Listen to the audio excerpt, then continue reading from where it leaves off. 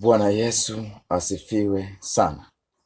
Ninawasalimu katika jina la Bwana wetu Yesu Kristo. Ninaitwa mtumishi wa Mungu.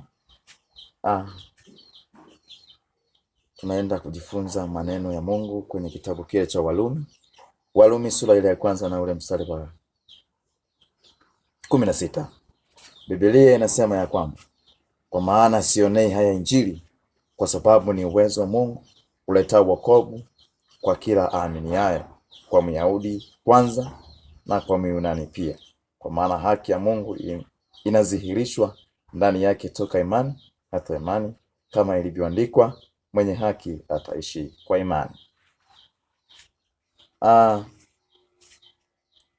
Neno la Mungu linasema kwamba sionei haya Injili, kwa sababu ni uwezo wa Mungu uletao wokovu. Siwezi nikaionea Injili haya.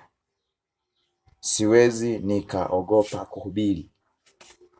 Siwezi nikakuwa na hofu ya kuto kutangaza neno la Mungu, kwa sababu sionei aibu Injili.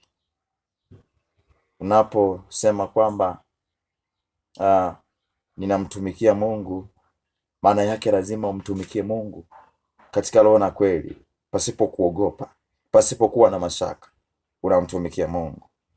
Anaposema kwamba sionei haya Injili, maana yake alikuwa anazungumza ya kwamba siwezi nikaionea aibu Injili, kwa sababu ni uwezo wa Roho Mtakatifu, ni uwezo wa Mungu uletao wokovu.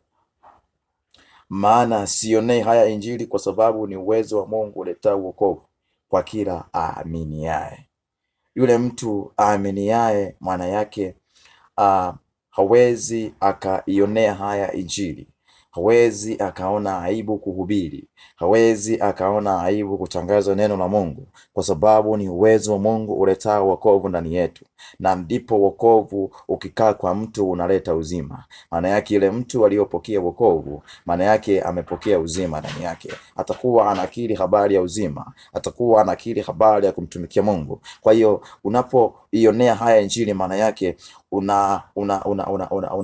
unataka wewe usipate uzima wa milele. Maana yake mtu anayeogopa kumtumikia Mungu, mtu anayeogopa kumwabudu Mungu, mtu anayeogopa kuhubiri Injili, mtu anayeogopa kutangaza neno la Mungu, jua ya kwamba huyo hana uzima wa milele. Lakini yule ambaye ana kumbukumbu na kuwaza ya kwamba mimi ninatamani nikauone uzima wa milele, huyu mtu hawezi kuionea haya Injili, hawezi kuionea aibu Injili. Atasimama kwa ajili ya kumtukuza Mungu, atasimama kwa ajili ya kumwomba Mungu, na ishara za miujiza na maajabu zitafanyika ndani yake. Maana kitabu kinasema kwenye kitabu cha Marko 16, mtaweka mikono juu ya wagonjwa nao watapokea afya.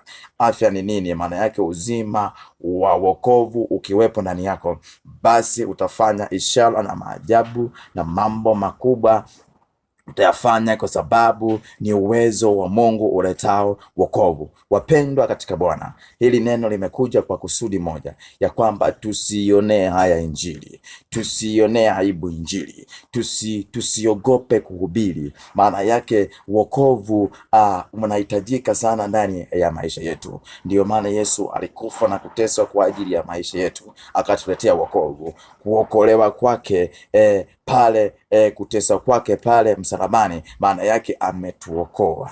Neno kuokoka ni kuokolewa. Tumeokolewa katika dhambi, tumeletwa katika wokovu wa uzima wa milele. Ndiyo maana anasema kwamba uletao wokovu kwa kila aaminiaye. Anasema kwa Myahudi kwanza na kwa Myunani pia. Maana yake Paulo anazungumza, anasema kwamba Injili ililetwa kwa Myahudi na Myunani pia. Haikubagua Injili kwamba huyu ni mtu fulani ndiyo apokee wokovu, au huyu mtu fulani ndiyo apokee wokovu. Biblia imeweka kwamba wokovu umeletwa kwa Myunani, halafu pia kwa Myahudi pia. Maana yake sasa hivi kipindi tulichokuwa nacho ni kipindi cha neema, ambacho kila mmoja anayo nafasi pia kumtumikia Mungu. Unayemuona anayo nafasi pia kumtumikia Mungu katika maisha yake, kwa sababu Hatubagui makabila, hatubagui dini, wala hatubagui kitu chochote, kwa sababu sisi tumeumbwa na Mungu mmoja, na wokovu uliletwa kwa watu wote, si kwa Wayahudi hao waliomtesa Yesu Kristo, walimwangamiza, lakini anasema kwamba hao pia wameletewa wokovu huo huo, ingawa wamempiga Yesu na kumtesa na kumziake, lakini pia wokovu umekuja kwa ajili yao. Anasema kwa Myahudi pia na kwa Myunani pia. Kwa hiyo watu wote wako sawa, mimi na wewe tuko sawa. Kwa nini anazungumza hizo? Kwa sababu mimi na wewe ni kitu kimoja, ni baba mmoja ambaye tunamwabudu Mungu aliye hai. Mkubwa wetu ni Mungu wetu wa mbingu na nchi, bosi wetu ni Mungu mmoja tu. Sasa mimi na wewe ni kitu kimoja, tusione haya Injili, tusione aibu kutangaza neno la Mungu, tusione aibu kumtukuza Mungu, kwa sababu ni nguvu letao wokovu.